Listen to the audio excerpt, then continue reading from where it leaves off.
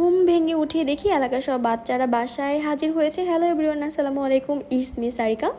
বাচ্চাগুলো আগের দিন মাঠে খেলে পুরস্কার পেয়েছে, এটাই হচ্ছে সবাইকে দেখাতে এসেছিল। বাড়ি বাড়ি ঘুরছিল, ঢোল পেটাচ্ছিল আর সবাইকে ইন্ট্রোডিউস করছিল। তো এগুলো দেখতে দেখতেই সকালের নাস্তাটা আম্মু তৈরি করে ফেললো।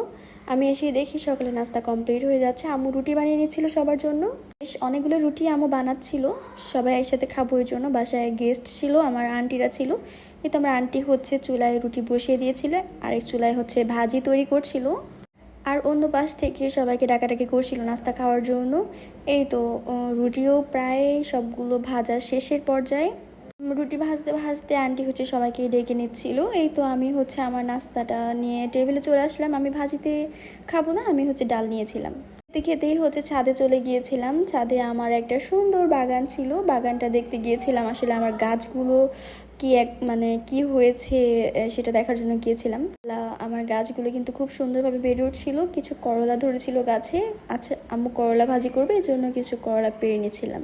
বিভিন্ন রকমের শাক ছিল, দেন হচ্ছে সবজি ছিল। দেন এটা হচ্ছে আমার মরিচ গাছ। মরিচ গাছে অনেক প্রচুর পরিমাণে মরিচ ধরেছে। কেউ কিন্তু মাশাআল্লাহ না বলে যাবে না। তোমাদের কার কার ছাদে বাগান আছে আমাকে কিন্তু অবশ্যই কমেন্টের মাধ্যমে জানিয়ে দিবে। গাছটা কিন্তু খুবই মেঘলা ছিল, ওয়েদারটা অনেক জোস ছিল, মনে হচ্ছিল বৃষ্টি হবে।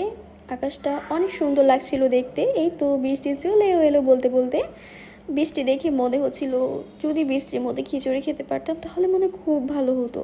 বাসায় এসেই দেখি সুন্দর স্মেল বের হচ্ছিল, তাই রান্নাঘরে এক দৌড়ে যেয়ে দেখি আম্মু খিচুড়ি রান্না করেছে। দেখেই তো খুব বেশি ভালো লাগছিল। একদম পাতলা খিচুড়ি আচার দিয়ে খেতে কার কার ভালো লাগে? আমার তো খুবই ভালো লাগে। দুপুরে আছে আমরা খিচুড়ি দিয়ে লাঞ্চ করছি। সবাই একসাথে বসে আমরা এই বৃষ্টিতে খিচুড়ি এনজয় করছিলাম।